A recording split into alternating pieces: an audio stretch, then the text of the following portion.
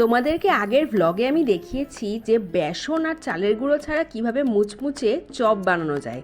এখানে নেওয়া হয়েছে আলু, পটল আর বেগুন, আর ব্যাটারের জন্য নেওয়া হয়েছে ময়দা, কর্নফ্লাওয়ার, নুন, আর নেওয়া হয়েছে লঙ্কার গুঁড়ো। তোমরা লঙ্কার গুঁড়ো দেখে ভয় পেয়ে যেও না, যারা ঝাল কম খাও তারা ঝালটা কমই দেবে।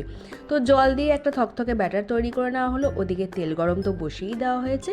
প্রথমেই ভেজে নেওয়া হচ্ছে বেগুনিগুলোকে একদম এপিট ওপিট সুন্দর করে লাল লাল করে ভেজে নেওয়া হচ্ছে। তো সব বেগুনি ভাজা রেডি হয়ে গেছে। এরপরে ভেজে নেওয়া হবে পটলগুলো। তো ওগুলোও ব্যাটারে ভালো করে ডুবিয়ে ভেজে নেওয়া হচ্ছে। আর এরপরে দেওয়া হচ্ছে কুচিয়ে রাখা আলু। এদিকে পটলের চপও কিন্তু প্রায় হয়ে এসেছে।